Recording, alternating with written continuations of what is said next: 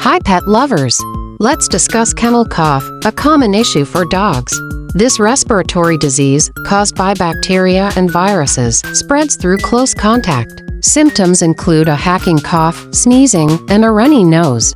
Kennel cough is usually mild and self-limited. However, monitor your dog's health and seek veterinary care if symptoms persist. Prevention is crucial through vaccinations and avoiding exposure to sick dogs. If this video helped, like, share, and subscribe for more pet care tips. Stay healthy and take care of your furry friends.